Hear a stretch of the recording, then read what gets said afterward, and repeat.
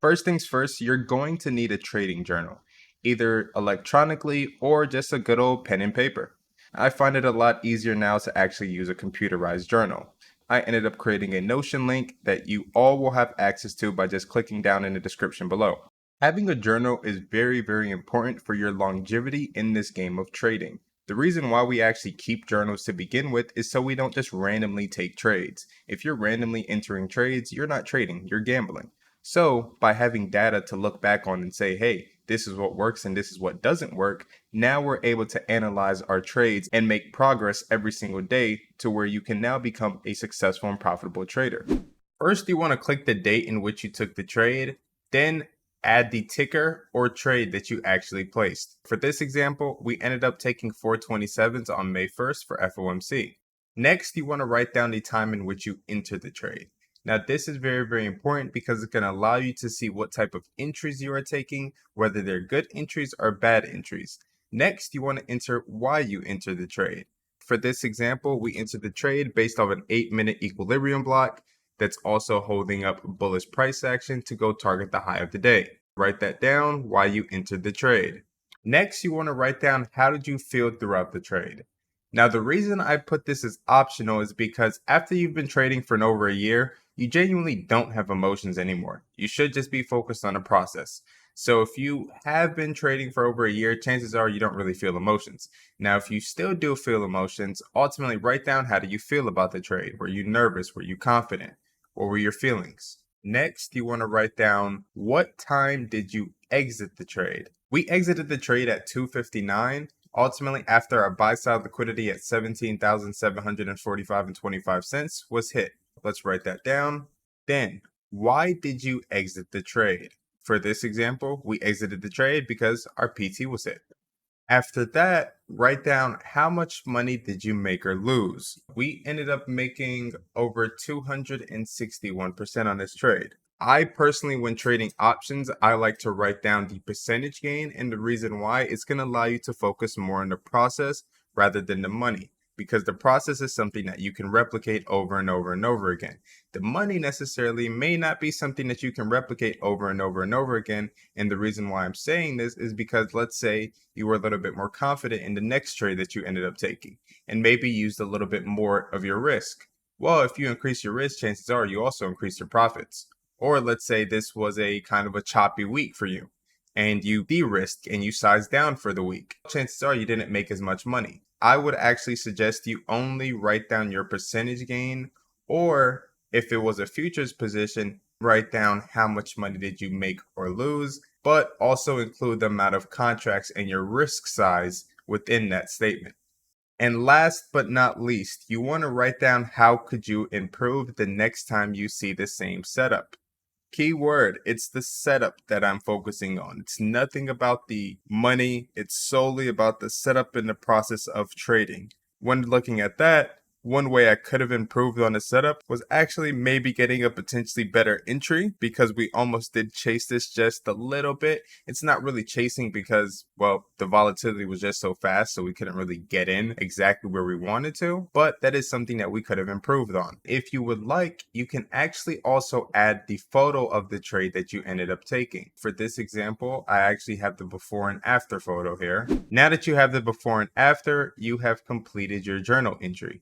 Let's do a quick recap. You start off with the ticker in which you traded. Next, you want to go to the time in which you entered the trade. After you put the time in which you entered the trade, you want to mark down why did you enter the trade. So for us, it was the 8-minute equilibrium block, retest the target high of the day. Next, how did you feel throughout the trade? Overall, felt pretty damn confident. Like I said earlier, you don't really have the most amount of emotions once you've been trading for over a year. Next, what time did you exit the trade? We exited the trade at 2:58 Eastern time. Why did I exit the trade? Well, all of my PTs have been hit. So once your PTs have been hit, that is the only time you should be exiting a trade. Either your price target is hit or your stop loss is hit. Besides that, you should never touch your position. Always let the market play out. After that, how much money did you make or lose?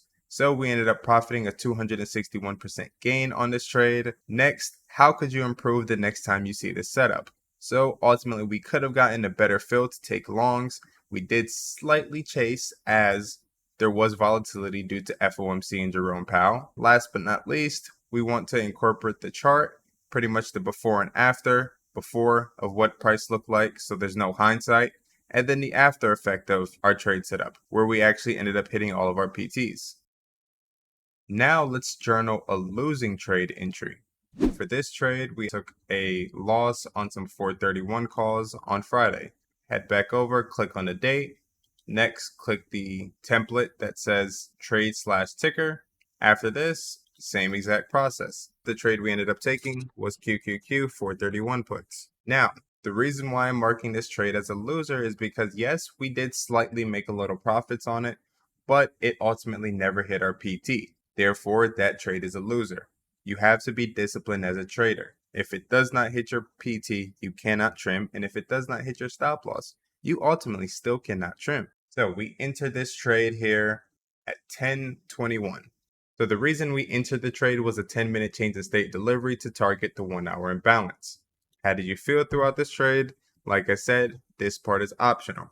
But overall, you should be feeling confident throughout all of your trades. Next, what time did you exit the trade? We actually didn't exit the trade until 11:30. So we were in that trade for about an hour. The reason for exiting this trade was because we noticed that price was ultimately holding up the 16-minute equilibrium block and we got stopped out. Price was no longer supporting bearish price action. We ended up losing 34% on this trade. And how could you improve the next time you see this setup? The reason why this setup did not work is because ultimately we were fighting trend. Yes, the market was pulling back and giving us a retracement, but there was a lot of divergence between NQ and ES. So the reason why this trade setup didn't necessarily work was because ES ultimately did what we were expecting NQ to do by going down to target the imbalance, but NQ was having a lot more relative strength that day. Therefore, we never got to close below the 16-minute equilibrium block, implying that, hey, buyers are still here at this very given moment in time. So there's a couple of things we could write on how we could improve this trade setup the next time we see it. First things first, trade the trend. Another way we could improve on this trade setup is by actually being more aware of the divergence between NQ and ES. So you could incorporate the chart that will help you understand why you ended up losing or making money on this trade.